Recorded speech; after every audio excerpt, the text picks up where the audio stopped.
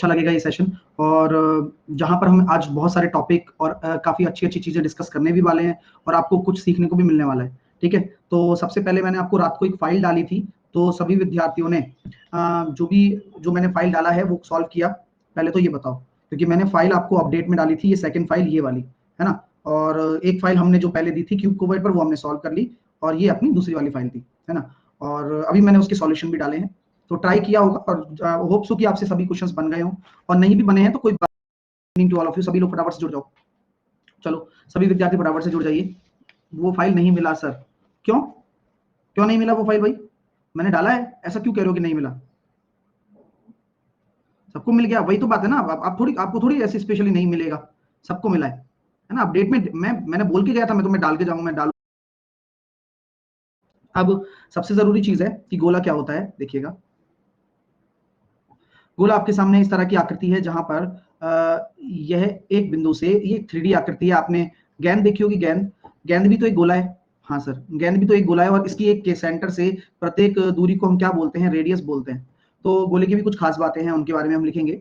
गोले का आपका कर्व सरफेस एरिया क्या होगा? अगर ये मैंने गोला बोला है, इसका वक्र पृष्ठीय क्षेत्रफल, तो हम जब मैं बोल रहा हूँ ना वक्र पृष्ठीय क्षेत्रफल, तो एक बात आप दिमाग में रखना कि जो वक्र पृष्ठीय क्षेत्रफल है वह यहाँ पर क्या होगा? हमेशा हमेशा हमेशा जो आपकी कर्व सरफेस है, यानी कि जो आपकी बाहरी सतह है ना, बाहर की सतह, तो बाहर की सतह ही आपकी क्या आएगी? वक्र पृष्ठीय क्षेत्रफल में आएगी, और इसका वक्र पृष्ठीय क्षेत्रफल होता है 4πr²। और जानकर अच्छा लगेगा कि क्या यहाँ पर कोई अलग से कोई और सरफेस भी मौजूद है क्या? बोले सर यहाँ कोई अलग से कोई और सरफेस मौजूद नहीं है। तो आपको ये जानकर काफी अच्छा लगने वाला है कि टोटल सरफेस एरिया, यानी कि संपूर्ण पृष्ठीय क्षेत्रफल भी यही होने वाला है। भाई संपूर्ण में क्या होगा? संपूर्ण। तो पहली चीज तो ये चीज आपको दिमाग में रखनी है कि किसी भी गोले का वक्र पृष्ठीय क्षेत्रफल और संपूर्ण पृष्ठीय क्षेत्रफल दोनों समान होता है भाई, सेम सेम। ठीक है, चलिए अगर हम आगे बात करना चाहें, आगे अगर हम बात करना चाहें नेक्स्ट इसके आयतन के बारे में, ठीक है, वॉल्यूम के बारे में। वॉल्यूम क्या होता है? 4/3 पाई आर क्यूब होता है, इसका वॉल्यूम होता है 4/3 पाई आर क्यूब, इसका एक वॉल्यूम होने वाला है। आयतन जिसको हम बोलते हैं, जिसमें आयतन के बेसिस पर हम बहुत सारी चीजें यहाँ पर हल करते हैं। गोले का आयतन, गोले का आयतन काफी महत्वपूर्ण है, मतलब ये कहोगे कि पूरी गणित में ये सबसे ज्यादा कूल चीज है जो आपके पूछी जाती है। ठीक है डियर, चलिए तो आयतन गोले का ये होता है 4/3 पाई आर क्यूब। अब क्या बस हो गया खत्म? नहीं, अभी तो चीजें शुरू हुई हैं। अब चीजों को आपको समझना होगा कि गोला लगता जितना शरीफ है, जितना आसान है, उतना आसान नहीं होता है। अब इसको हम एक्सपेंड करेंगे कि यार इसमें और क्या आ सकती हैं चीजें। चलिएगा अब हम चलते हैं आगे। अब मैंने कहा कि भाई किसी भी स्पेयर को मैंने टू पार्ट्स में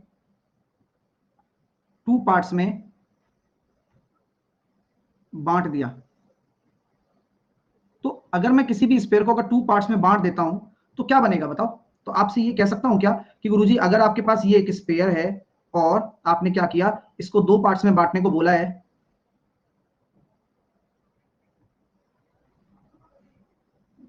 तो एक पार्ट मैंने ये बना दिया और एक पार्ट आपने ये बना दिया, तो क्या मैं इस तरह से आपको ये दिखा सकता हूं कि भाई मैंने इस गोले को 2 पार्ट में ऐसे काट दिया बीच में से, और ऐसे काटने पर मेरे पास ये 2 अर्धगोले बन गए? बताइए, इस तरह से आपको दिख रहा होगा कि मैंने इस स्पेयर को 2 पार्ट्स में इस तरह से डिवाइड कर दिया, ये मेरे पास 2 अर्धगोले बन चुके हैं। अब आप मुझे बताइए कि अगर स्पेयर को 2 पार्ट्स में बांट दिया जाए तो टोटल सरफेस एरिया क्या होगा? बताओ, क्योंकि पहले जब पूरा गोला था तो 4πr² था, तो टोटल सरफेस एरिया क्या होगा उसी गोले का, क्योंकि आपने एक ही गोले को आपने 2 पार्ट में बांट दिया है अब, तो अब टोटल सरफेस एरिया क्या हो जाएगा आप मुझे बताएं।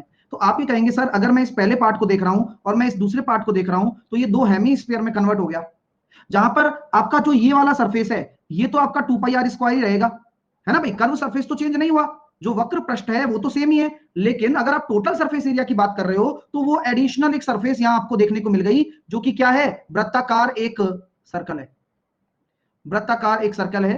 और उस एडिशनल सरफेस की वैल्यू कितनी है? πr² और πr²। एक πr² ये बन गया और एक πr² ये बन गया। तो कुल मिलाकर अगर मैं आपसे बात कहना चाहूं तो आप ये कहेंगे सर अगर आप टोटल सरफेस एरिया निकालना चाहते हैं किसी गोले को 2 भाग में डिवाइड करने पर, तो उसका टोटल सरफेस एरिया होगा 6πr²। ठीक है, तो आपसे ये प्रश्न पूछा जा सकता है किसी एक गोले को अगर आप 2 भागों में विभाजित कर देते हो तो टोटल सरफेस एरिया में कितना इंक्रीमेंट आ जाएगा? बताइए, ये प्रश्न पूछते हैं और पूछा जाएगा भी ये प्रश्न कि अगर किसी गोले को किसी स्पेयर को दो पार्ट्स में डिवाइड करने पर टोटल सरफेस एरिया में प्रतिशत वृद्धि। बताओ तो क्या कहोगे सर, जब पूरा गोला था तो 4 पाई आर स्क्वायर था, ठीक है, और आपने जब इसको दो भागों में डिवाइड कर दिया तो अब कितना हो गया इसका total surface area 6 pi r square. तो रेशो कितना हो जाएगा 2:3। कितना इंक्रीमेंट आ गया 1 का, किसके रेस्पेक्ट में 2 के रेस्पेक्ट में इंटू 100। तो आंसर कितना होगा कि सर आपका जो टोटल सरफेस एरिया है 50% इंक्रीज हो जाएगा, ऐसे अगर दो भागों में डिवाइड कर दिए जाते हैं, इस गोले को ऐसे काट दिया जाता है। क्लियर, समझ में आया? हाँ, तो बहुत अच्छे तरीके से मैंने आपको चीजें समझाई हैं और आप समझ सकते हैं। अब हम चलते हैं आगे। नेक्स्ट, अगर मैं किसी स्पेयर को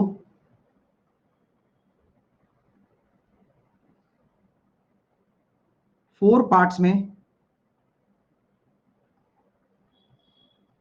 डिवाइड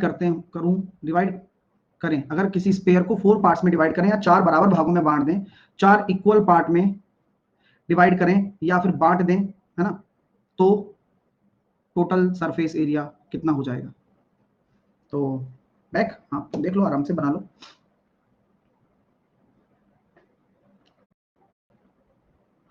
ये एक स्पेयर है, आपने क्या किया, इस तरह से देखा एक स्पेयर को, मैंने एक स्पेयर को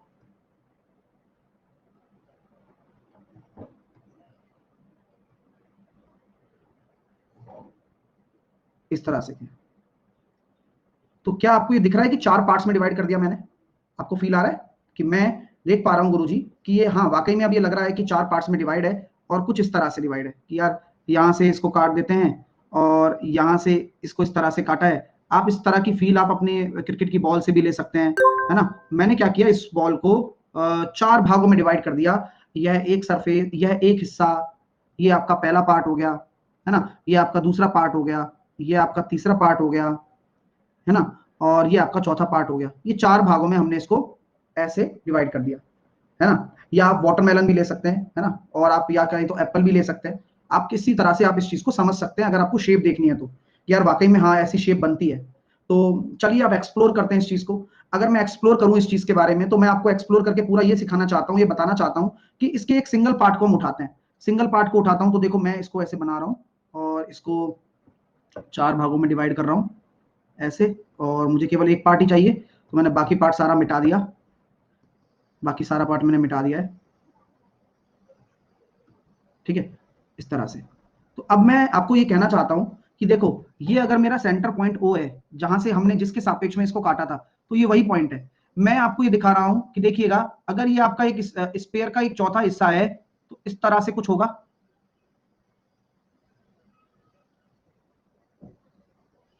दिख रहा है?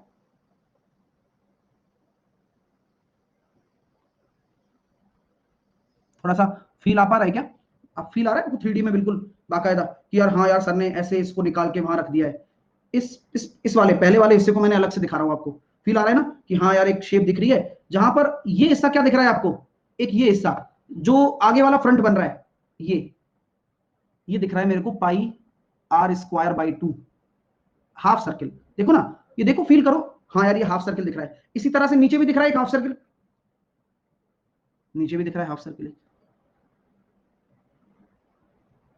और इस वाले हिस्से का क्या होता है, इस वाले हिस्से का वैल्यू क्या होता है बताओ भाई? आपको मैं हमेशा से कहता आया हूं कि 4 पाई आर स्क्वायर है। अब ये 4 भागों में बांटोगे तो पाई आर स्क्वायर तो रहेगा ही ना वो अपने आप में, क्योंकि कर्व सरफेस तो कभी नहीं खत्म होने वाला। आप किसी भी स्पेयर को अगर 10 भागों में भी डिवाइड कर दोगे ना, तो कर्व सरफेस तो उसी पार्ट में डिवाइड होगा, क्योंकि वो तो बटना ही ऐसे, तो यहां पर आपका पाई आर स्क्वायर रह गया, ठीक है ना। तो यहां पर हम ये सब चीज समझ रहे हैं, तो टोटल सरफेस एरिया कितना हो जाएगा बताओ? टोटल सरफेस एरिया, चलो ऐड करो सब लोग। सर टोटल सरफेस एरिया हो गया पाई आर स्क्वायर बाई 2 और पाई आर स्क्वायर बाई 2, तो 2 पाई आर स्क्वायर, ठीक है। और अगर हम बात करना चाह रहे हैं तो टोटल सरफेस एरिया पूरे का कितना हो जाएगा, इंटू 4। इंटू 4 क्यों किया मैंने? क्योंकि ये तो मैंने केवल एक हिस्से पे काम किया है, ऐसे 4 है टोटल, तो 4 का गुना करेंगे 8 पाई आर स्क्वायर। यानी कि कहने का सबसे अच्छा मतलब क्या है कि जब कभी भी स्फीयर की बात आप कर रहे हो और उसको आप 4 भागों में डिवाइड कर दोगे तो आपका जो स्फीयर का टोटल सरफेस एरिया है वह डबल हो जाएगा। क्यों? क्योंकि पहले आपका जब स्फीयर 4 पाई आर स्क्वायर था और 4 पार्ट्स में डिवाइड करने पर आपका जो स्फीयर हो गया 8 पाई आर स्क्वायर हो गया, तो आपने रेशो कितना निकला 1:2। तो आप देख रहे हो कि 1 की वृद्धि हो गई किसके रेस्पेक्ट में, 1 के रेस्पेक्ट में इंटू 100।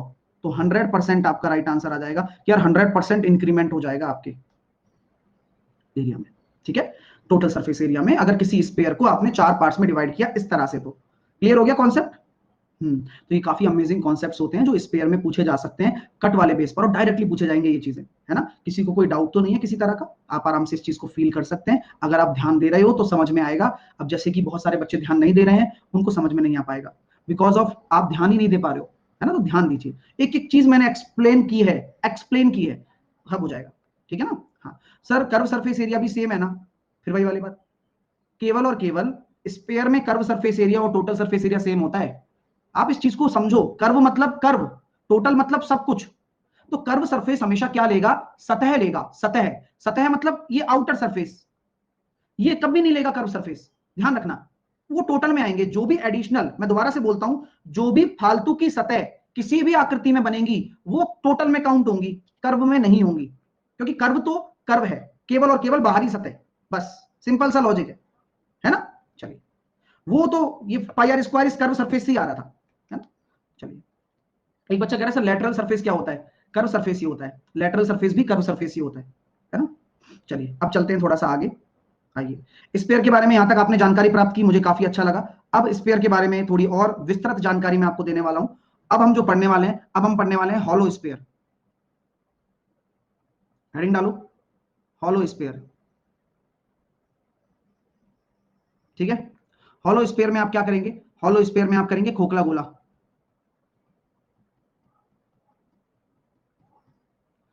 अरे चंदन भाई पढ़ाई कर ले भाई यार, मैं आउट करता हूं क्लास से, ये हो गया बहुत ही पढ़ लिया, इसको पढ़ाई करनी नहीं है, ये मजे लेने आया बस दुनिया के।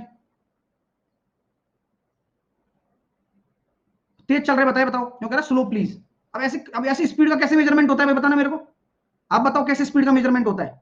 खूब आराम आराम से समझाया जा रहा है, खूब आराम आराम से। मतलब मैं तो ये सोचता हूँ यार हर बच्चा पढ़ ले, कोई दिक्कत नहीं है, लेकिन फिर भी पता नहीं क्या पागलपन ही नहीं खत्म हो रहा है इसका।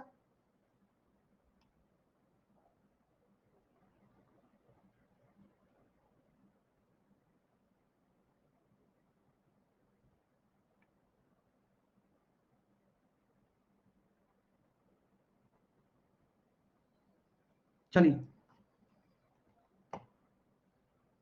आइए, अब इसको हम देख रहे हैं खोखले गोले पे चर्चा कर रहे हैं, और खोखले गोले पर ध्यान दीजिए आप लोग, है ना। आइए, ये कुछ बच्चे हैं पर ये लास्ट में यही बोलते हैं हमें तो कुछ समझ में आ ही नहीं पाया, हाँ यही बोलते हैं लास्ट में। चलिए, तो क्या हम ये कह सकते हैं हॉलो स्पेयर, ये देखिए हॉलो स्पेयर में क्या होता है कि खोखला गोला बन जाता है ना। तो खोखला गोला बन जाता है और इस तरह का खोखला गोला बनता है जहां पर आपकी दो सरफेस आपको दिखती हैं। मैं इस हॉलो स्पेयर को इस तरह से एक्सप्लेन कर सकता हूं कि यहां पर आपके सामने कभी आपने डबल कलर का रसगुल्ला खाया होगा तो भी आपको पता लग गया होगा कि यार यह बीच में से खाने के बाद इस तरह का कुछ दिखता है कि एक एक रेडियस का अलग गोला होता है और एक दूसरी रेडियस का अलग गोला होता है। ये रिंग बिल्कुल भी नहीं है। आप अगर ये सोच रहे हो कि सर ये रिंग बना दिया आपने, नहीं, ये मैंने खोखला गोला बनाया है, लेकिन 3D में शो करने का ये एक तरीका है कि हाँ आप इसको फील कर पाए कि गोले की कुछ दो शेप्स हैं जो 3D में फंसी हुई हैं। दिख 2D में रहा है क्योंकि 3D में आपके सामने ये दिखना ऐसे जरूरी है कि यार ऐसा होता है एक हॉलो स्फीयर की अगर मैं बात करूं। अब एक एक चीज इंपॉर्टेंट रहेगी यहां पर। अब देखते हैं कौन कर पाएगा। मैं आपसे सिंपल सा पूछता हूं कि इस हॉलो स्फीयर का कर्व सरफेस एरिया मुझे बताइए। अपनी पृथ्वी हॉलो स्फीयर है, एक तरीके से देखा जाए बहुत सारी परत है उसके अंदर, है ना। तो कर्व सरफेस एरिया मुझे बताएं। तो कर्व सरफेस एरिया निकालने का सबसे अच्छा तरीका है, देखो ये वाली सरफेस केवल सरफेस से मतलब है, तो ये वाली सरफेस क्या होगी, आउटर पृष्ठ होगा 4 पाई आर स्क्वायर, और इनर पृष्ठ क्या होगा 4 पाई स्मॉल आर स्क्वायर। बस जोड़ दो दोनों को, 4 pi r square plus 4 pi r square, हमेशा जुड़ेगा, आपको माइनस का कोई लॉजिक ही नहीं है। आप इसको कॉमन ले लो, कॉमन लेते ही आपका 4 pi r square plus r square हो गया, ये लो खत्म बात, कर्व सरफेस एरिया हो चुका है। अब आपको आश्चर्य होगा जानकर कि भाई टोटल सरफेस एरिया बताएंगे तो क्या होगा। तो यहां पर तो टोटल सरफेस एरिया भी आपका यही होने वाला है, सेम। क्यों? क्योंकि कोई एडिशनल सरफेस है ही नहीं। भाई अगर मैं इसको अभी हॉलो हेमिस्फीयर कराऊंगा ना, तब आपको एडिशनल सरफेस दिखाऊंगा। अभी यहां कोई एडिशनल सरफेस नहीं है मेरे पास, मैं कुछ नहीं कर सकता, यही होगा।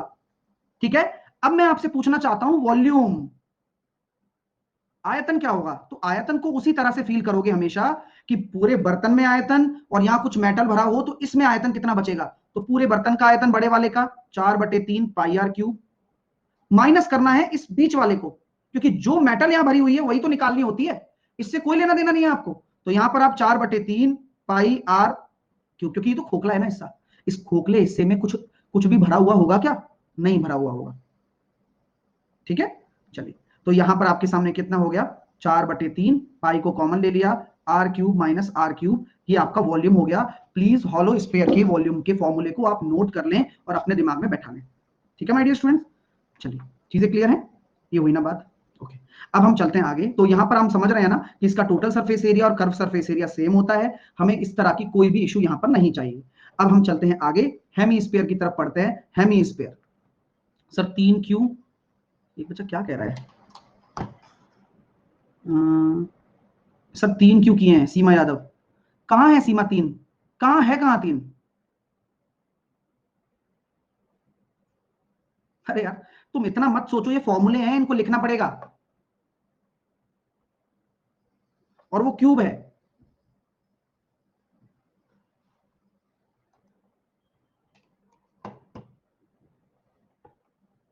चलिए आगे देखते हैं।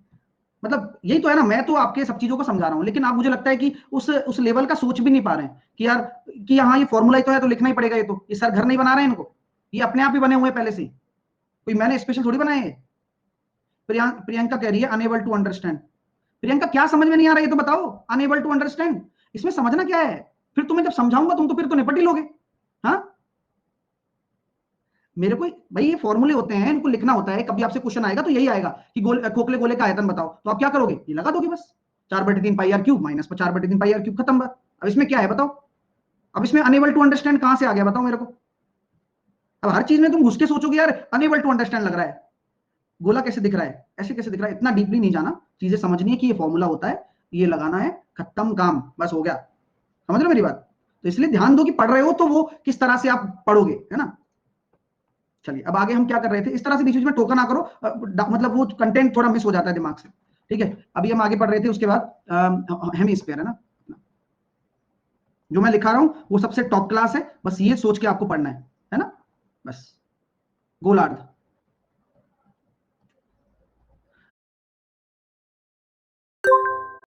अब गोलार्ध भी बोला जाता है, इसको आप अर्धगोला भी बोल सकते हैं, गोली, अर्धगोला। ठीक है, ओके, तो बताइए हेमिस्फीयर।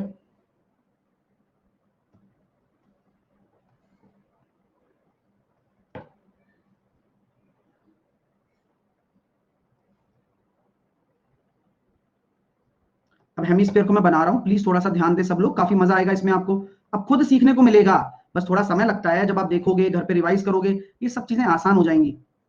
मैंने कहा हाँ सर ये लग रहा है थोड़ा कटोरा टाइप, आपको सिर्फ बताना है कि कर्व सरफेस एरिया क्या होगा। अब कर्व सरफेस का मतलब आप जानते हैं कि केवल इस सतह से मतलब है आपको, तो सर पूरे का अगर 4 पाई आर स्क्वायर होता है तो इसका आपका कितना हो जाना है, 2 पाई आर स्क्वायर। केवल और केवल मैं किसकी बात कर रहा हूं, कर्व सरफेस की, तो इसलिए यहां फर्क पैदा होता है, यहां डिफरेंस क्रिएट होगा, वहां सेम थे लेकिन यहां पर कर्व सरफेस तो कर्व सरफेस आएगा। अगर मैं टोटल सरफेस एरिया की बात करता हूं तो क्या होगा, अब खुद बताओ आप। तो टोटल सरफेस एरिया जो आपका 2 पाई आर स्क्वायर है, उसमें आपका जो ये फेस है ना जो फ्री में बन गया, गोला कटते ही एक फेस बन गया, देखते हो आप ये वाला, यह ऊपर से देखने पर एक सर्कल दिख रहा है पाई आर स्क्वायर, तो इसका जो एरिया है वो पाई आर स्क्वायर है। अब जब टोटल बोल दिया ना तो दोनों को लोगे, कर्व भी लोगे और जो एडिशनल सरफेस बन गया वो भी लोगे, it means 3 pi r square. Clear? और आयतन तो आयतन की तरह होता है, आधा हो गया तो आधा हो जाएगा बस। वॉल्यूम कितना हो जाएगा भाई, 2/3, क्योंकि बड़े पूरे गोले का 4/3 था, तो इसका 2/3 पाई आर क्यूब, सिंपल। किसी को कोई दिक्कत नहीं होनी चाहिए क्योंकि ये चीजें जुड़ी हुई हैं, अगर आपने स्पेयर को दिमाग में रखा हुआ है उसी को लेके चलो बस दिमाग में, और उसी के आगे चीजें बनती चली जाएंगी, खत्म। ठीक है, तो ये हेमिस्फीयर हो गया, अब दिमाग में ये रखना है बस कि बार भाई हेमिस्फीयर का टोटल सरफेस एरिया क्या होता है, हेमिस्फीयर का curve surface area 2 pi r square होता है, और कैसे पता रहेगा, जब आप फील करोगे यार एक सरफेस एक्स्ट्रा बन गई इसी वजह से, है ना। चलिए अब हम आगे चलते हैं, है ना, चलिएगा। और जो लोग लेट हो रहे हैं 5 बजे नहीं आते हैं, वो तकलीफ होगी। अब जैसे कि राहुल कुमार है, 2 घंटे से ये यही पूछ रहा है और इसको और कुछ समझ में नहीं आ रहा ये 1/2 क्यों आया, और मैं इसको ये नहीं बताऊंगा कि 1/2 क्यों आया, क्योंकि जब तक बच्चा खुद फील नहीं कर सकता तब तक मैं उसे नहीं बताने वाला। ऑलरेडी मैं 2 बार एक्सप्लेन कर चुका हूं। बुद्धि चलेगी तो आ जाएगा, नहीं चलेगी तो फिर हो भी नहीं सकता। फिर सही बता रहा हूं मैं। हाँ, क्योंकि यार दिख रहा है, मतलब दिखने के बाद भी इंसान ये सोचे कि 1/2 कैसे आया, तो उसमें कोई मतलब कोई कुछ कर ही नहीं सकता। बगल में किसी 5th क्लास के बच्चे को लेकर बैठो तो उसको भी दिखेगा। चलिए अब हम आगे चलते हैं हॉलो हेमिस्फीयर पर।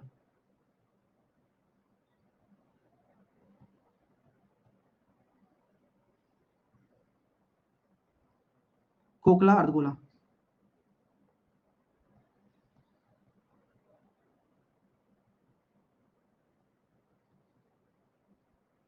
ठीक है सर, टोटल सरफेस एरिया में ऊपर में 2r नहीं होगा सुचित्रा। कहां लाना चाहते हो, क्या करना चाहते हो तो बताओ, क्या क्या सोच रहे हो, क्या चल रहा है दिमाग में। एक बच्चा कह रहा है परेवा, हाँ परेवा वही है सर, आपने तो बोला था कि एडिशनल साइड नहीं लेंगे, बस अब कहाँ नहीं लेंगे, ये नहीं लेंगे वो नहीं सुना आपने है? मतलब ये डाउट क्यों आ रहा है, मतलब ये समझ में नहीं आ रहा मेरे को तो कि तुम्हारे दिमाग में ये आ कैसे रहा है, ये चीज कोई मतलब ही नहीं है, लॉजिक ही नहीं है डाउट का, तो कोई डाउट का भी तो कोई लॉजिक हो।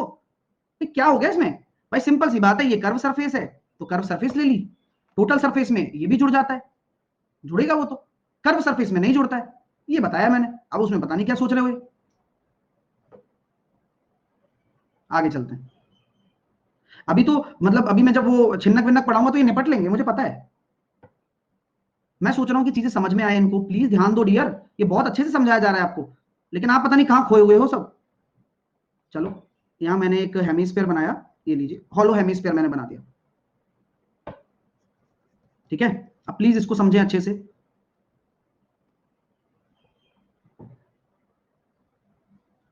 ये आपकी रेडियस हो गई, ठीक है, और ये आउटर रेडियस हो गई। क्लियर है ना, थोड़ा सा फील आ रहा होगा।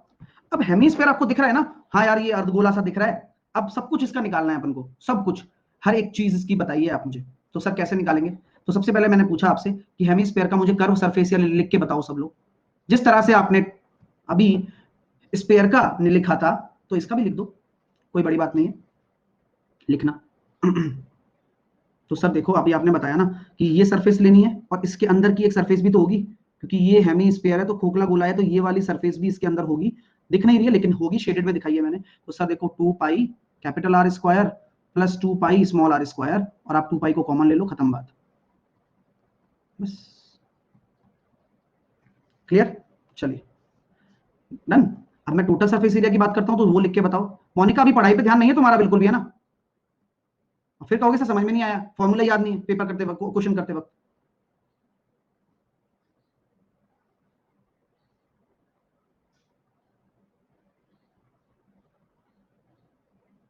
टोटल सरफेस एरिया बताइए क्या होगा। सर टोटल सरफेस एरिया ये होने वाला है जो हम अब देखेंगे। आपको टोटल सरफेस एरिया में कर्व सरफेस एरिया तो लेना ही लेना है, 2 pi r square plus r square. और एक चीज है जो ये एडिशनल सरफेस मुझे दे रहा है, अब इस एडिशनल सरफेस को अगर आप देखते हो तो ये कैसा दिखेगा, लुकिंग लाइक रिंग, एक रिंग की भांति दिखेगा, जहां पर यह एक छोटा आर हो जाएगा और यह एक बड़ा आर हो जाएगा। और इसका रिंग का एरिया क्या होता है, क्योंकि जब आप सर्कल होता है तो सर्कल का एरिया लेते हैं, तो एक रिंग बनेगा ऊपर से देखने पर। मैं जब इस खोखले हेमिस्फीयर को देखूंगा तो मुझे रिंग की तरह दिखाई देगा, और उसका एरिया होता है pi r square minus r square top से। तो टोटल सरफेस एरिया निकालने के लिए आपने पहले कर्व सरफेस एरिया ले लिया और उसके बाद जो ये ऊपर वाली सतह बनी उस सतह का एरिया जोड़ दिया। टॉप व्यू आपका रिंग बनेगा, आप चेक कर सकते हैं, फील कर सकते हैं कि रिंग की तरह दिखाई दे रहा है, और रिंग का एरिया होता है pi r square minus r square. अक्सर अभी तक हम क्या करते आ रहे थे, पाई आर स्क्वायर ऐड करते आ रहे थे, क्योंकि वो एक सर्कल दिख रहा था जिसकी रेडियस आर है। यहां पर आपके लिए एक रिंग दिख रही है जिसका एरिया हो जाएगा pi r square minus r square, वो ऐड होगा, ये दिमाग में लगाना है। ठीक है माय डियर, मजा आया? तो काफी इंटरेस्टिंग है और ये काफी कूल भी है। ठीक है, चलिए अब चलते हैं आगे वॉल्यूम की तरफ। अब वॉल्यूम लिख के बताओ।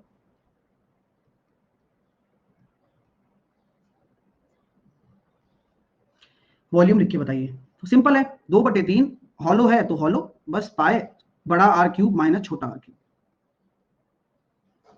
लिख लो, ठीक है, बड़ा आर क्यूब माइनस छोटा आर क्यूब। तो इस तरह की ये चीजें हैं जो कि आपके हॉलो हेमीस्फीयर में आपके काम आती हैं, और ये हॉलो हेमीस्फीयर और स्फीयर हमने यहाँ पर आपका निपटा दिया एज ए थ्योरी बेस पे। अब इस पे कुछ चीजें और भी बनेंगी, उन्हें अभी हम डिस्कस कर रहे हैं।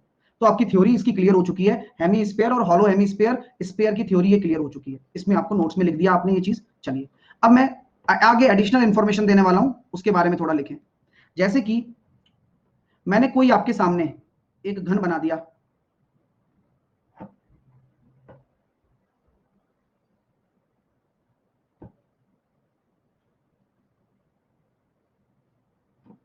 और इस घन के अंदर मैंने क्या किया, एक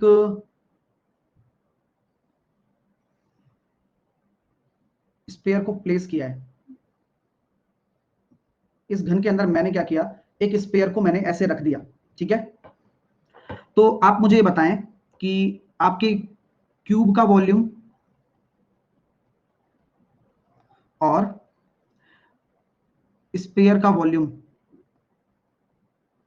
का रेशो कितना होगा। पहली चीज तो ये बताएं, प्लीज सॉल्व करें, ना दिमाग लगाकर, ठीक है, क्योंकि बहुत सारी चीजें यहाँ पे आपकी क्लियर भी होंगी, मजा आपको खुद को ही आने वाला है, क्योंकि ये सब चीजें पढ़ लोगे तो बहुत अच्छी चीजें हो जाएंगी भैया ना। देखो अब कंसर्न क्या होता है सर, ये आपके दिमाग में अक्सर आता ही होगा कि यार अगर ये गोला है तो इस गोले की अपनी खुद की एक क्या होती है, भाई रेडियस निकल जाए इन टर्म्स ऑफ क्यूब के साइड के रेस्पेक्ट में। तो मैं हमेशा से कहता हूं कि अगर ये डायमीटर है, जो ये पूरा आपने लिया है, ये डायमीटर है, ये आर और आर है, तो आपका जो 2r होगा वह किसके बराबर होगा, साइड ऑफ ए क्यूब। लिखो लिखो लिखो, साइड ऑफ ए क्यूब। सही है सर, 2r बराबर क्या होगा, साइड ऑफ ए क्यूब होगा। Got it.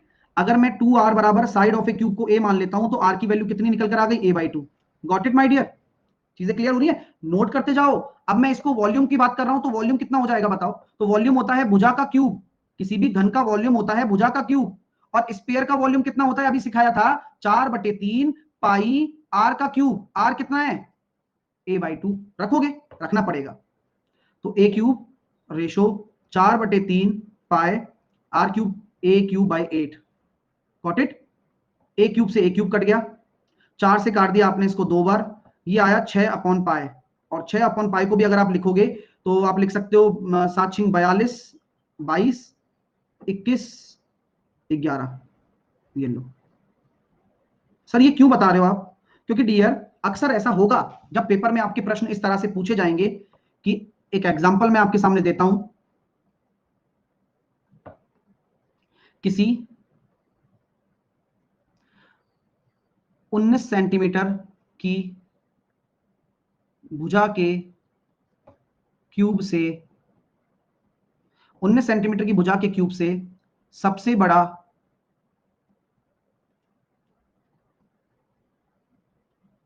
लार्जेस्ट स्पेयर निकाला जाता है,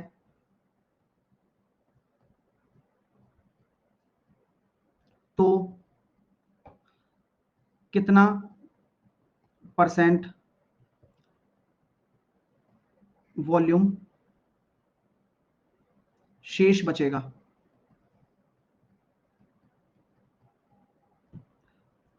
लिखो फटाफट से।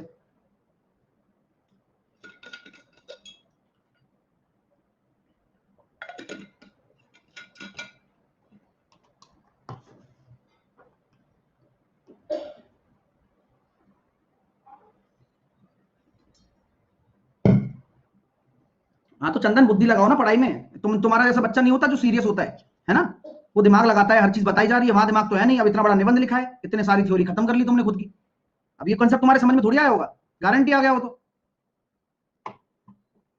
ध्यान तो वही है ना कि भाई क्या लिख दूं, कैसे कर लूं, क्या हो जाएगा मेरा। हाँ, अब राहुल पूछा 22 कैसे आया, भाई राहुल पता नहीं यार ये 22 कैसे आ गया, अब यही नहीं पता बस, मतलब दिमाग लगा ही नहीं रहे हैं बिल्कुल ही। पूरी गणित पढ़ ली है, पाई की वैल्यू नहीं पता इसको कि 22/7 होती है, उसको पता ही नहीं है, और ये पूछता रहेगा ऐसे ही।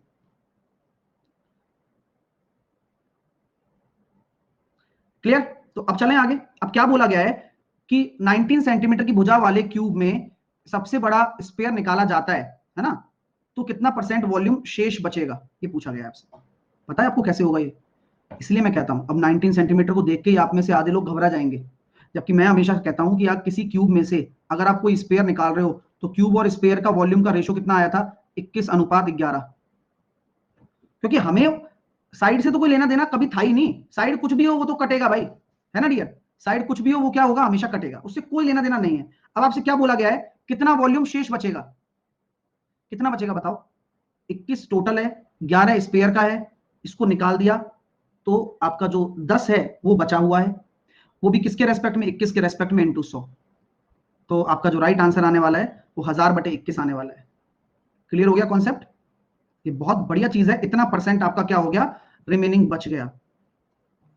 ठीक है डियर, तो ये बहुत अच्छी बात है जो मैं आपको सिखा रहा हूं, कृपया करके ध्यान दें। अब एक बच्चा कहेगा 19 का क्या यूज है?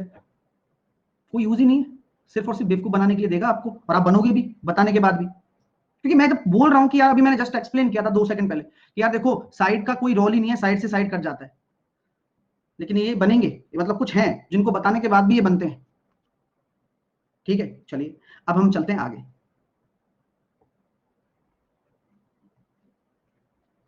चलिए, मैंने एक गोला लिया। सर वॉल्यूम में प्रॉब्लम है, आयतन वाले वॉल्यूम में, आवाज वाले वॉल्यूम में?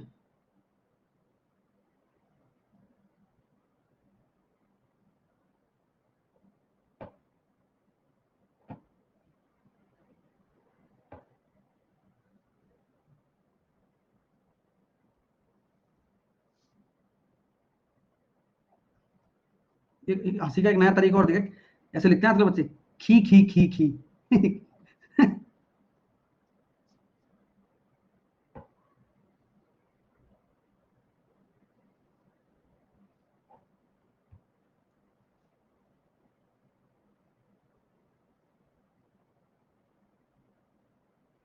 चलिए,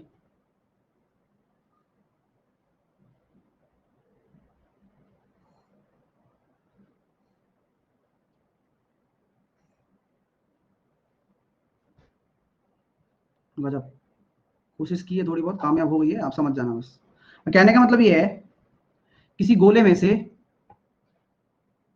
किसी स्पेयर में घन को फिक्स किया जाए, ठीक है? ठीक है ना? तो किसी स्पेयर में घन को, यानी कि एक क्यूब है, उसको फिक्स किया जाए इस तरह से, ठीक है ना? चलिए, तो आप बताइए कि स्पेयर के वॉल्यूम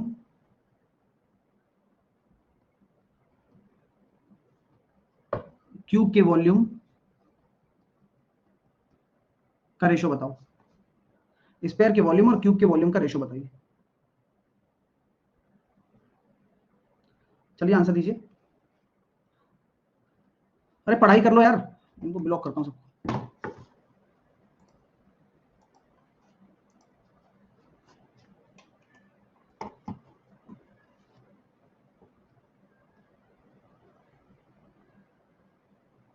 तो यहाँ लॉजिक कौन सा लगेगा डियर? यहाँ लॉजिक क्या लगेगा? यहाँ लॉजिक ये लगेगा कि अगर आप एक घन का डायगोनल देख रहे हो गुरुजी, यही आपका डायमीटर के बराबर होगा, ठीक है? तो ठीक है भाई, अगर हम यहाँ देख रहे हैं तो किसी घन की साइड, अगर मैंने बोल दिया कि साइड ए है, तो घन की साइड आपकी ए है, ठीक है?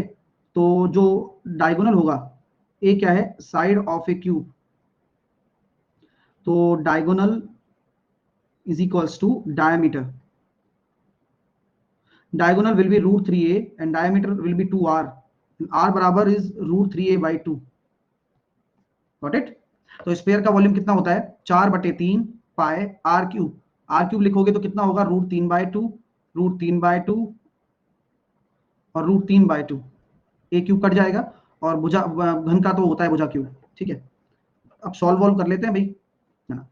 हाँ, तो काफी इंटरेस्टिंग तरीके से और सॉल्व करेंगे तो देखो 4/3 आया, पाई की वैल्यू 22/7 आ रही है, और ये हो जाएगा भाई 3√3/8। ये एक रह जाएगा ना, क्योंकि भुजा क्यूब तो वो कटी जानी है सारी की सारी, भाई ए क्यूब यहाँ पर आने वाला है, वो उससे कट जाएगा, ठीक है? अब सॉल्व वॉल्व कर लेते हैं। तो सर देखो 4 दूनी 8 से यहाँ 11 बचेगा, ये 8 खत्म हो गया, 3 से ये 3 चला गया, तो ये आया 11√3/7। तो ये आपका आयतन आने और उसके दोनों के वॉल्यूम का रेशो आने वाला है। ये पेपर में प्रश्न आएगा इस बार, मैं आपको पहले ही बोल देता हूँ। CDS, CGL और आपके NTPC CBT 2 में भी देखने को ये मिलने वाला है ना। हाँ, ये आते ही है, मतलब पेपर में ये प्रश्न फिक्स है। पिछला प्रश्न आपकी CDS में पहले पूछा जा चुका है, इस तरह का प्रश्न आपके पूछा जाएगा, हर चीज आपके दिमाग में आएगी। बस कुछ नहीं करना होता। सबसे पहले क्या करोगे, कोई भी डायमेंशन का किसी जो जिस फिगर में आप डाल रहे हो उससे रिलेशन निकाल दो बस, और देन वॉल्यूम का रेशो ले लो, खत्म काम। ठीक है, और कुछ नहीं करना होता। ये काम आप खुद पेन चला के भी कर सकते हो, अगर आप करोगे तो आपके भी कॉन्फिडेंस जरूर देखने को मिलेगा आपको। ठीक है ना। चलिए आइए अब चलते हैं हम आगे। तो ये हमने स्फीयर को पूरा निपटाया है यहाँ पर। हाँ, तो अब स्टार्ट करते हैं 3D के क्वेश्चन करना, जो कि हमारी कल वाली फाइल से हमने आपको होमवर्क में दिए थे। चलिए, होमवर्क का पहला प्रश्न आपके सामने ये है, ए क्यूब कैसे कट कर दिया सर? तो ए क्यूब से ए क्यूब कट नहीं होगा क्या भाई? तो कैसे, मतलब क्या कट करके दिखाऊं, या फिर तुम्हें विश्वास नहीं हो रहा कि कैसे कट हो गया? क्या लॉजिक है ये? ऐसे पढ़ाई नहीं कर पाओगे यहाँ पर, पहले बता रहा हूं। मतलब ये कोई डाउट भी नहीं है, फिर भी डाउट बताओ तुम्हें इस चीज का, फिर तुम सीखोगे कैसे? तुम्हारा तो एग्जाम कैसे निकलेगा? मतलब इंसान को कोई लॉजिक समझ में ना आए तो एग्जाम में दिक्कत होती है भाई। इसको ये सीख जाएगा तो हो जाएगा। अब तुम यही पूछ रहे हो कि ए क्यूब से ए क्यूब कैसे कटेगा, बताओ कैसे कटेगा, बताओ। चलिए भाई, देखो लास्ट में वही रह जाने वाले हैं जो पढ़ेंगे, जो नहीं पढ़ेंगे वो ऐसे ही घूमेंगे। चलिए, इस प्रश्न का उत्तर दीजिए आप मुझे। 1 सेंटीमीटर मोटी लकड़ी से बने एक बंद लकड़ी के आयताकार डिब्बे में निम्नलिखित बाहरी आयाम इस प्रकार हैं: 22, 17 और ऊंचाई। ये बाहरी आयाम है। अब बोला गया है ना, ओपन बॉक्स है या क्लोज बॉक्स है? ओपन बॉक्स है या क्लोज बॉक्स है? सर बोला गया है कि क्लोज बॉक्स है। क्लोज बॉक्स है तो सब में से क्या होगा? 2W माइनस होगा। W की वैल्यू 1 है, यानी कि आपका 2 माइनस होगा सबसे। यानी कि ये आउटर आपकी डायमेंशन दे रखी है, तो 22 में से 2 घटेंगे तो इनर डायमेंशन आ गई 20। 17 में से आपके 2 जाएंगे तो इनर आपकी विड्थ आ गई 15, और 12 में से अगर आपके 2 जाएंगे तो इनर विड्थ आ गई 10। आपको यही तो निकालना है कि सीमेंट का आयतन कितना है, क्योंकि डिब्बे के अंदर सीमेंट भरी जानी है, तो अंदर वाली आपको आयतन की आवश्यकता है। तो बस 20 इंटू 15 इंटू 10, आंसर कितना हो जाएगा? 3000। बस, अच्छा लग रहा है? चीजें क्लियर हैं? अच्छा क्वेश्चन था, कर सकते थे। और जब पढ़ लोगे तो थ्योरी में सब कुछ लिखा हुआ है, आराम से बना सकते हो फाइल्स को। देखिए, एक घन बनाने के लिए 9 सेंटीमीटर, 27 सेंटीमीटर और 24 सेंटीमीटर की भुजा वाले एक घनाभ को पिघलाया जाता है, और घनाभ और घन के संपूर्ण पृष्ठीय क्षेत्रफल का बीच का अनुपात क्या होगा? घनाभ और घन के संपूर्ण पृष्ठीय क्षेत्रफल के बीच का अनुपात आपका क्या होने वाला है? तो देखिए भाई, घन बनाने के लिए 9, 27 और 24 सेंटीमीटर भुजा वाले एक घनाभ को पिघलाया जाता है, और घनाभ और घन के संपूर्ण पृष्ठीय क्षेत्रफल के बीच का अनुपात। आप मुझे ये बताओ, हमेशा प्लीज अपने नोट्स में एक नोट लिख लो, अपने नोट्स में जरूर लिखना ये नोट, कि जब कभी भी किसी शेप से दूसरे शेप में ढाला जाए या पिघलाया जाए,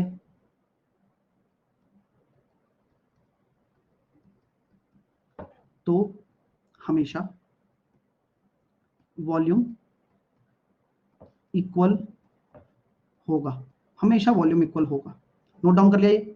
ये नोट डाउन करने के बाद मुझे बताएं यस सर कर लिया है। फिर एक नोट मैं अपनी जो स्पेयर की थ्योरी है वहां भी लिखाने वाला हूं। ठीक है, कर लिया? चलिए, अब स्पेयर की थ्योरी में चलते हैं, आप भी चलिएगा, और स्पेयर की थ्योरी के बाहर वहीं लिख लेते हैं, यहां इसके आगे लिख रहा हूं। अक्सर को पिघलाकर किसी भी शेप को मेल्ट करके एन एन नंबर्स में एन गोलियां या फिर गेंद या कंचे, यानी कि समझ रहे हो ना, मतलब ऐसी आकृति जो आपकी क्या हो, स्पेरिकल हो, है ना। यानी कि एग्जांपल दे रहा हूं मैं इस सब चीजों का। स्पेयर की जो जितनी भी शेप है, स्पेरिकल शेप, है ना, जो भी चीज, कोई भी चीज हो सकती है, कंचे हो गए, गोलियां हो गई, गेंद हो गई, ठीक है ना। तो गोलियां मतलब कोई स्पेरिकल शेप मैंने लिख दिया है, कोई भी स्पेयर की शेप में कोई भी चीज बना रहे हो, एंड बना रहे हो, यानी कि नंबर्स में, एंड नंबर्स में आप कोई चीज बना रहे हो, तो वॉल्यूम इक्वल करने का ध्यान रखें, ठीक है। और एक फॉर्मूला भी होता है जिसे भी आप उपयोग में ले सकते हैं, और ये हमेशा बन जाएगा, ये आदतन याद हो जाएगा, कोई फॉर्मूला नहीं है, बस सिंपल है कि अगर आपको कभी भी एन निकालना है, एन क्या है, कुछ भी, मतलब किसी भी चीज से कुछ भी बना रहे हो, लेकिन एन आपको क्या बनाना है, एन संख्या आपको निकालनी है, कुछ भी बनाने वाली संख्या आपको निकालनी है, तो आप हमेशा क्या करेंगे, बड़े गोले का आयतन, छोटी छोटी गोलियां बनानी है तो बड़े कोई भी शेप, कोई भी शेप, मतलब ये गोला ही नहीं, जो भी, जिस भाई आप कोई भी चीज बनाओगे छोटी छोटी, तो आप लार्ज में ही तो छोटी छोटी चीजों का डिवाइड करोगे, अपॉन छोटी गोले का आयतन का डिवाइड कर दो, या कोई भी शेप जो बनानी हो, ठीक है ना, कोई भी शेप है जो बनानी हो, जो एन संख्या में आपको बनानी हो, उसका आप डिवाइड कर दो।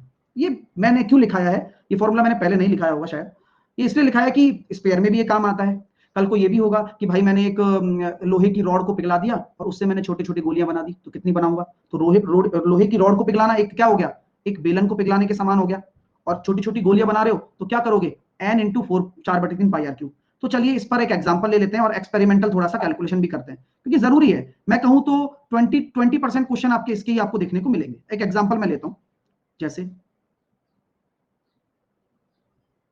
हमारे पास कोई गोल्ड का एक क्यूब है, गोल्ड का एक क्यूब है, उसे पिघलाकर, उसे मेल्ट करके, ठीक है ना, गोल्ड का ब्रिक बोल लीजिए, क्यूब बोल लीजिए, उसे मेल्ट करके आपने क्या बनाया, छोटे छोटे स्पेयर बना दिए, छोटे छोटे गोले बना दिए। अब मैं छोटे छोटे गोले कोई आर रेडियस के मान लेना, छोटे छोटे छोटे छोटे स्पेयर आर रेडियस के बना दिए, तो कितने बनेंगे, कितने छोटे छोटे स्पेयर बनेंगे, तो कैसे निकालोगे, एन छोटे छोटे स्पेयर बनेंगे, यहां गोल्ड के क्यूब का आयतन, क्यूब का वॉल्यूम, ये बच्चा कह रहा है सेम रेडियस है, हाँ सेम रेडियस के, ठीक है, अपॉन, क्योंकि क्यूब से बन रहा है ना, तो बड़ी वाली शेप का आयतन अपॉन 4/3 पाई आर क्यूब, ठीक है, तो 4/3 पाई आर क्यूब, तो कितने बनेंगे, ये एन निकालना आपके लिए काम कर, मतलब जो कारगर है वो साबित होगा। अब आप जो भी शेप आपको मेल्ट करने के लिए बोला जाए, जितनी भी कुछ बनाना हो वो है। अब यहाँ पूरा कन्वर्ट हो गया तो मैंने पूरा लिख दिया, अगर हो सकता था कि ये भी बोलता है कभी कभार कि कुछ भी चीज आपने मेल्ट की और हमेशा 100% मेल्ट हो जाए, ऐसा जरूरी थोड़ी है, कुछ अशुद्धियां भी तो होती हैं, कुछ परसेंट अशुद्धियां हो गई, कुछ भी बोल सकता है। तो एक एग्जाम्पल ऐसा भी मैं आपको बताता हूं जहां पर यह बोला जाएगा कि एक बड़े गोले को पिघलाया, बड़े गोले को जिसकी रेडियस, मैं ये तो पूरा ही दे रहा हूं ना, उसका आंसर निकालना आप लोग, ठीक है, एक बड़े गोले को पिघलाया जिसकी रेडियस 20 सेंटीमीटर है, उसे पिघलाकर, उसे पिघलाकर 5 सेंटीमीटर रेडियस के कितने गोले बनाए जा सकते हैं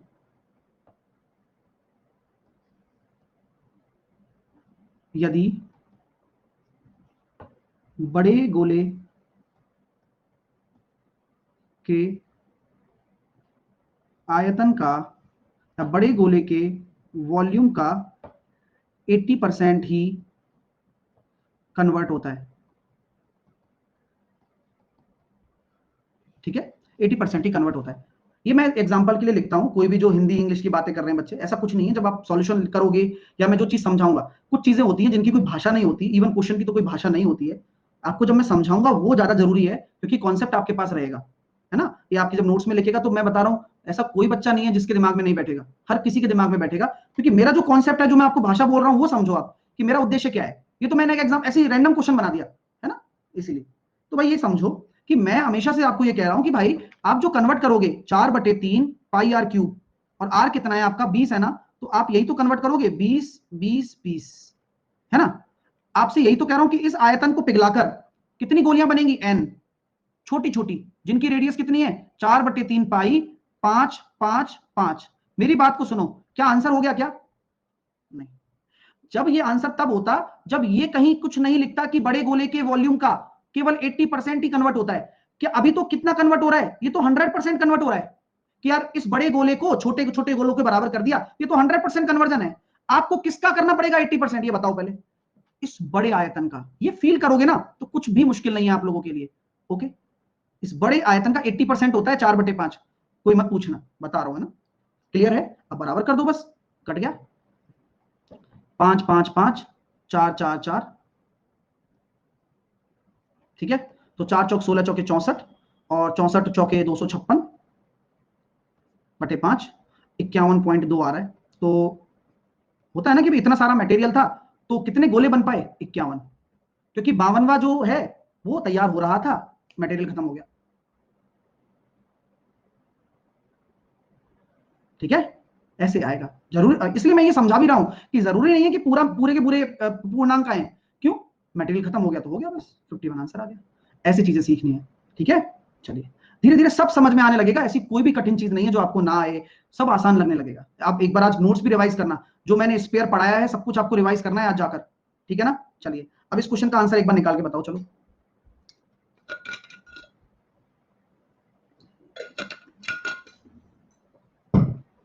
देखो, एक घन बनाने के लिए 9, 27 और 24 सेंटीमीटर भुजा वाले एक घन को पिघलाया जाता है। घनाभ और घन के पृष्ठीय क्षेत्रफल आपको पता है ना कि मेरे पास यार देखो, घनाभ का आयतन तो ये रहा, लेकिन ये आयतन किस में कन्वर्ट हो रहा है?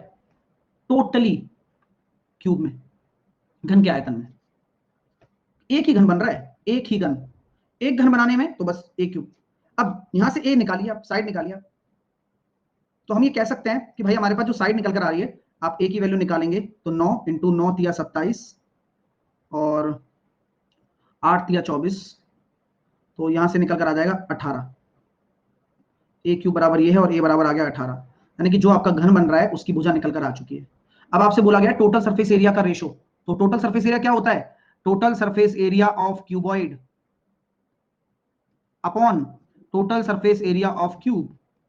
वही तरीका, अपना फॉर्मूला लगाओगे आप अपना, 2 इंटू लंबाई इंटू चौड़ाई, 27 इंटू 9, तो 27 इंटू 270, 270 में 27 चले गए, और नीचे आ जाएगा अपने पास 6a²। ठीक है, 6a², तो ये हो गया 243। 27 इंटू 24, हाँ कॉम्प्लिकेटेड है, कर लेंगे गुणा। 648 होगा, प्लस सब 24 इंटू 9 कितना हो रहा है? 24 इंटू 9 216। सबको जोड़ा जाड़ी करके डिवाइड करोगे तो आंसर कितना निकल कर आ जाएगा? कॉमन ले लो, आसान हो जाएगा, कोई दिक्कत नहीं। ठीक है, 4136, तो ये आंसर आ गया। कॉन्सेप्ट समझ में आया क्या? क्या आप सभी विद्यार्थियों को कॉन्सेप्ट समझ में आया क्या? चलिए वेल डन, बहुत बढ़िया। नेक्स्ट आपके लिए, सर फास्ट मल्टीप्लाई करना सिखाइए। अभी तुरंत सीख जाओगे सारा फास्ट मल्टीप्लाई करना। एक तो ये बच्चों को बहुत लगता है कि, बहुत सारे बच्चों को ऐसा लगता है कि चलो भाई आज सर ऐसा कर दो, सर फास्ट मल्टीप्लाई करना सिखा दो आज। ठीक है, देखो फास्ट डिवाइड करना सिखा दो सर आज। अरे भाई ये कोई ऐसा थोड़ी है क्या कि एक लेक्चर में लो भाई कैलकुलेशन आ गई लो बढ़िया तरीके से। कैलकुलेशन एक कला है, और उस आर्ट के लिए लगातार प्रैक्टिस करनी पड़ती है ना डियर? ये डिपेंड नहीं करती कि एक क्लास में कैलकुलेशन खत्म हो जाएगी। वो मैं भी कर सकता हूँ। 10 गुणा 15, जल्दी से बताओ, 150। 23 गुणा 26, मतलब पहले तो फिर ये ढूंढना पड़ेगा कि किसका सम 10 आ रहा है। ये सोचना पड़ेगा वहां पे, पहले तो ढूंढोगे कि अच्छा ये ट्रिक होती है, अच्छा ये ट्रिक यहाँ लगेगी। वो ट्रिक कौन सी थी, कितने नंबर वाली थी? भाई होली कैलकुलेशन, इससे में तो अच्छे से अपने आप ही सॉल्व करके चल दो, है ना? तो वो ट्रिक व्रिक कुछ नहीं होता है, सिर्फ और सिर्फ जो कैलकुलेशन आप करते आ रहे हो बचपन से उसी पे कमांड करो। रियलिटी बता रहा हूँ, ये आपको जरूरी दिमाग में रखनी है ना? ऐसे वही तो होता है, बच्चे कई बार वो ट्रिक तो याद कर लेते हैं कि इसका इकाई का अंक 10 आ जाए तो डायरेक्ट हो जाएगा। अब वहां ढूंढोगे क्या कि 10 बन रहा है नहीं बन रहा?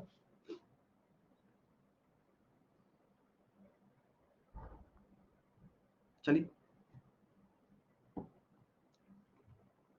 5 घन प्रत्येक किनारे 4 सेंटीमीटर अंत से अंत तक जोड़े गए हैं। ठीक है, परिणाम परिणामी घनाभ का कुल पृष्ठीय क्षेत्रफल बताओ। 5 घन ऐसे 4-4 सेंटीमीटर के किनारे हैं, अंत से अंत तक जोड़े गए हैं। देखिए भाई, कॉन्सेप्ट पूरा बताऊंगा।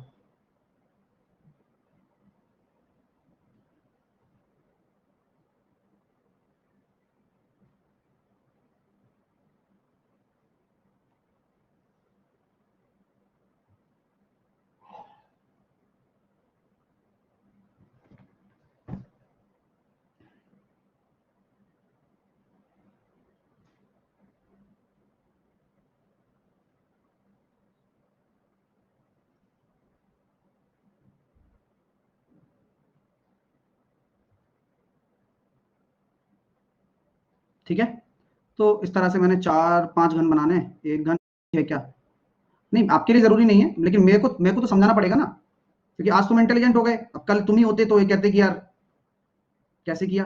तो फर्क उस चीज का पड़ता है, बस डायरेक्ट बता दूंगा तो क्या मतलब रहेगा, इसलिए थोड़ा समझा रहा हूँ, है ना। कि 5 घन है, 4 किनारे 4 सेंटीमीटर अंत से अंत तक जोड़े जाते हैं, यानी कि ऐसे ऐसे मैंने साइड में रख दिए 5 क्यूब। अब ये भी 4 है, ये भी 4 है, ये भी 4 है, ये भी 4 है, ये भी 4 है। अब ये बन तो एक क्यूबॉइड गया ना। मैंने कल भी बताया था कि अगर मैं इन दीवारों को मिटा दूं तो ये क्यूबॉइड बन गया, और यहां भी 4 हो गया, हाइट भी 4 हो गई। तो आपकी मैं कह सकता हूं कि लेंथ कितनी बन जाएगी, 20, विड्थ आपकी हो जाएगी 4 और हाइट आपकी हो जाएगी 4। तो आपसे टोटल सरफेस एरिया पूछा गया है, तो टोटल सरफेस एरिया कितना हो जाएगा, 20 चौके 80, 4 चौके 16 और 20 चौके 80 इंटू 2।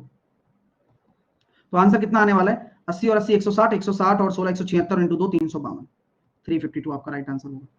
क्लियर है माय डियर। चलिए नेक्स्ट, ये क्वेश्चंस हैं, अभी जितने भी क्वेश्चंस हैं इन्हें आप सब लोग बनाइएगा आज, क्योंकि मैंने काफी इंटरेस्टिंग क्वेश्चंस आपको दिए हैं। कल अभी मैं कोशिश करूंगा कि एक फाइल और डाल दूं आपको स्पेयर की, और फिर इसको कल आती फटाफट से इसको सॉल्व करेंगे। किसी भी बच्चे को पूरे जब तक सॉल्व नहीं करोगे तब तक मेरे को बिल्कुल भी अच्छा नहीं लगेगा। ये तगड़े तगड़े क्वेश्चन है, कल पूरा दिमाग लगने वाला है। 16वां नंबर का हो गया, ठीक है, और 17वां नंबर क्वेश्चन हो गया, 18वां हो गया, है ना, 19वां हो गया, और ये 20वां। तो काफी मजा आने वाला है इन क्वेश्चंस में। किसी बच्चे ने तो खोले भी नहीं होगी फाइल, और खोल, हाँ नहीं होंगे तो मैं बताऊंगा, हालांकि मैंने आज सॉल्यूशन डाल दिए हैं। एक बार आप ट्राई करके देखना, उन्हें देखकर भी आपको आता है क्या, है ना, अच्छा लगेगा, फील होगा। ये कोशिश किया करो आप लोग भी, रिवाइज कर लेना अपना नोट्स को,